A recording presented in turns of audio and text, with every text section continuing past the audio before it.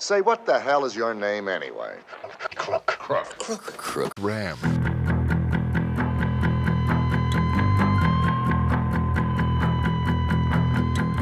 Heading downtown, bracing 40.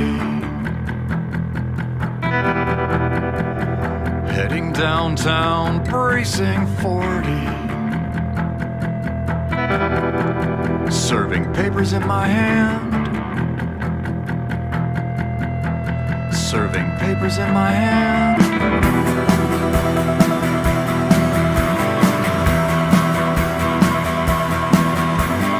Running upstairs, the wind racing for below. Running upstairs, the wind racing for below. So cold for a December around here. So cold for a December around here.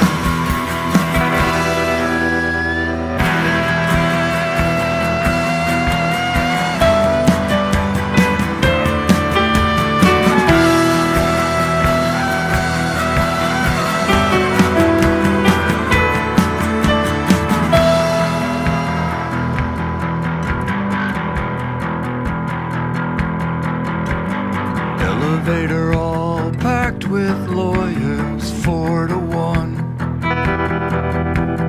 Elevator all packed with lawyers, 4 to 1. No courtroom today, boys, stand down.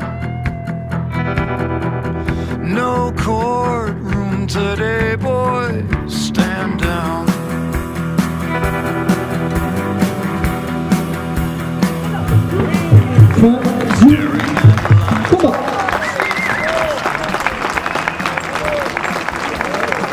Pour la remise de récompense, je rappelle à mon rejoint Monsieur Patrick Vignal, député de l'Hérault. On l'applaudit s'il vous plaît. Il a une mission très importante, savoir si on peut légaliser le MMA en France. Et c'est son travail, et c'est le gouvernement qui a donné cette mission. Donc j'espère qu'un jour on verra le MMA en France. Et j'espère un petit peu grâce à vous. Alors s'il vous plaît, il y a une mission importante, on peut l'applaudir. Je fais partie des rares députés qui sont profs de judo au départ. Et c'est vrai que les arts martiaux, que ce soit les sports pieds-points, que ce soit le muay thai, que ce soit la boxe thaï, la boxe anglaise, la boxe française, il y a des vraies valeurs. Il y a des magnifiques valeurs parce que c'est vrai que le combat se passe sur le ring, mais à la fin, il y a vraiment un travail et un respect. Donc effectivement, j'ai accepté cette mission de Matignon. Je ne vous cache pas qu'au début, le gouvernement ne veut pas légaliser, mais moi, il n'y a personne qui me tiendra le stylo. Et c'est vrai que j'ai envie, donc on a audité les fédérations. J'ai reçu la fédération de kickboxing la semaine dernière. Ce qu'on voudrait peut-être, c'est le MMA en France.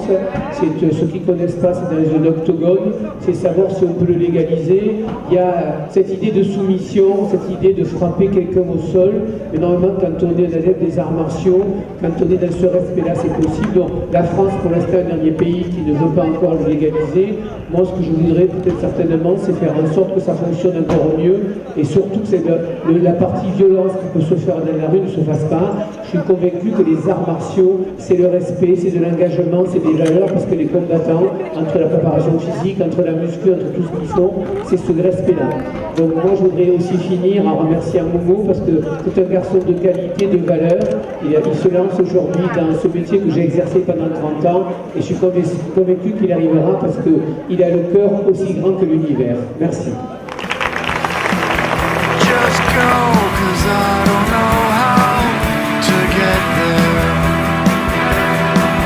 Just go, 'cause I don't know how to get there.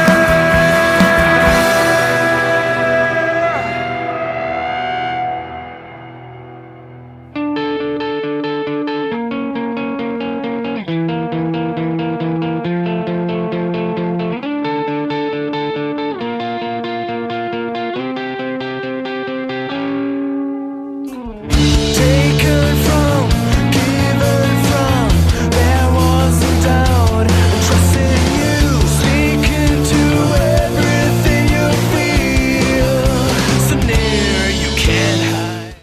ça va, c'est bien passé, j'ai gagné, je suis fier de moi, j'ai fait un beau combat et voilà. C'est beaucoup de préparation, un match comme celui-ci? Bah oui, vu que j'ai été prévenu qu'à peu près 2-3 semaines avant, j'ai dû faire un grand je venais 4 heures par jour, ça a été très compliqué, j'ai dû faire une perte de poids de 4 à 6 kilos, mais sinon ça a été... Ouais. Et c'est quoi qui te plaît en fait dans ce sport? C'est un sport qui fait beaucoup de dépenses, qui demande beaucoup de motivation. C'est un sport comme les autres, mais qui demande beaucoup plus d'investissement et c'est plus que passionnel pour moi. C'est vraiment un très beau sport. Est-ce que tu aimerais en faire ton métier? Pour l'instant, non, mais en tout cas, ça reste du côté de passion parce que j'ai encore des études à côté, etc.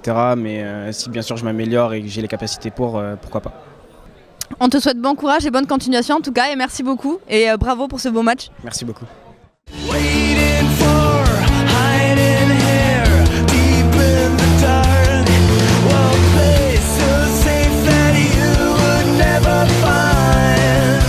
My mind explodes.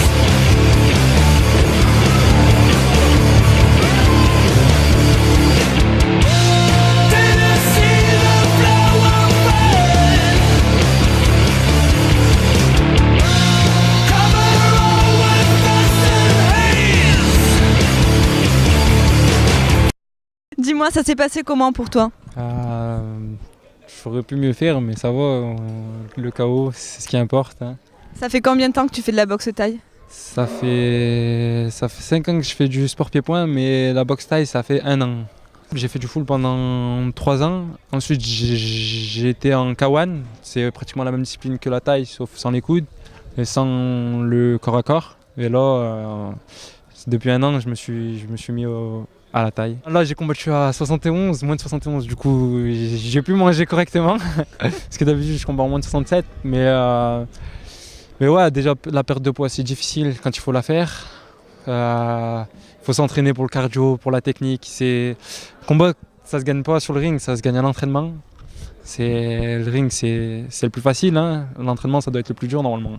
C'est quoi qui t'intéresse dans la boxe thaï? C'est le challenge d'être le numéro 1. Hein. Close all doors, shut your eyes, don't make a noise. Then you hear voices are speaking in your head. So clear, you ask why, coming near, running fast, deep in the dark. A place so safe that you would never find. My mind explodes.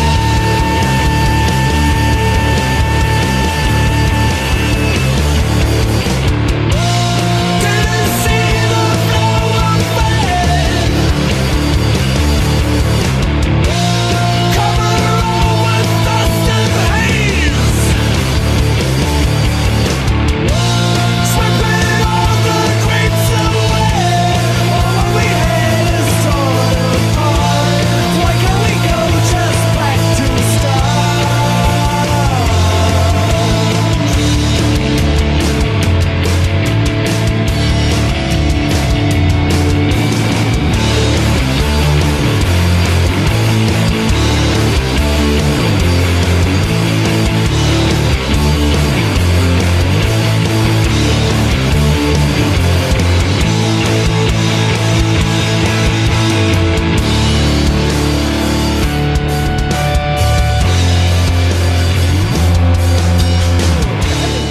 T'as boxé tout à l'heure sur le ring, ça s'est passé comment?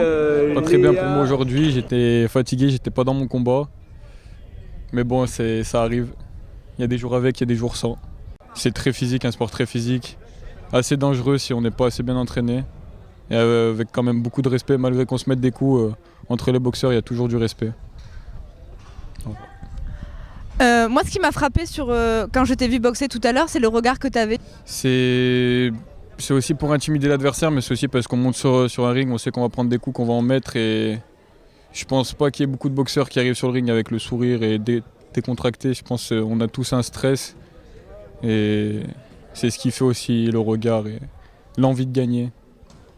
On te souhaite bon courage pour la suite, Dylan, et merci beaucoup. Merci. Maintenant, je suis avec David, l'entraîneur de Dylan. Salut David. Bonjour. Comment ça s'est passé aujourd'hui? Eh ben, le bilan il est pas top parce que un classe C qui perd au point et mon classe B qui devait faire sa finale de championnat de France qui n'a pas pu la faire par rapport à la pluie. Donc voilà, on repart un petit peu triste. Une soirée de boxe qui se termine un petit peu mal. Mais bon voilà, on peut rien faire, hein, c'est le temps. Nous, on était là, on était présents, on était prêts. Charge de revanche. Donc t'es coach sportif, de boxe thaï, tu peux nous dire depuis combien de temps? Depuis une petite vingtaine d'années.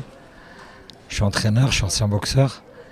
J'ai 48 ans bientôt et depuis que j'ai l'âge de 13-14 ans, je suis dans des salles de boxe et j'en suis jamais sorti. C'est quoi qui te motive à entraîner tous ces jeunes?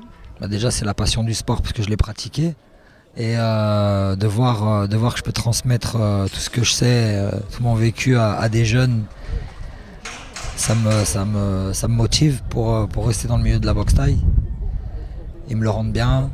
C'est beaucoup de sacrifices, beaucoup d'heures d'entraînement. 2 heures d'entraînement par jour. Donc c'est des sacrifices familiaux. Enfin, bon. Mais voilà quoi, ça paye. On est une petite équipe qui monte, beaucoup de jeunes qui montent. Et on est en finale du championnat de France, donc c'est que le travail paye quoi. Dans ton club, tu entraînes tout type de personnes? Ouais, tout âge, tout type. On commence avec les petits, là, avec les minots de 6-7 ans. Et puis jusqu'au papa de plus de 50 ans. On a des compétiteurs, on a beaucoup de loisirs aussi. Des gens qui viennent après le travail pour se défouler. Des gens qui veulent garder la ligne ou perdre du poids, prendre du muscle. On a de tout public, toute classe sociale. C'est une belle mixité sociale la boxe thaï. Adapté pour tout le monde. Vraiment adapté pour tout le monde, ouais. Super, merci beaucoup David. Et salut Momo. Salut. La soirée vient de se terminer. Ouais. Malgré le temps, c'était quand même une super soirée. Qu'est-ce que tu en as pensé? Ben ouais, c'était une super soirée, mais bon, on n'est pas... La météo, c'est la météo. C'était un coup de poker, je le savais. Il restait des beaux combats. Les finales des championnats de France, combat vedette. Mais on a vu des beaux combats. En tout cas, ce qui est sûr, c'est que l'année prochaine, je vais mettre la barre haute et je le ferai dans une salle fermée et on va rattraper le temps perdu. Ça, j'en suis sûr. On y croit, ça va être génial. Merci beaucoup. Merci à vous. Merci beaucoup. Merci beaucoup. C'était Léa pour Montpellier MTV et TV Sud.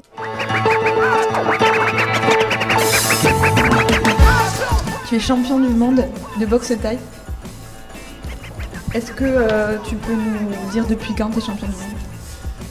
Alors, je suis champion du monde depuis le 12 mars 2016. Donc, j'ai gagné une ceinture mondiale en Allemagne.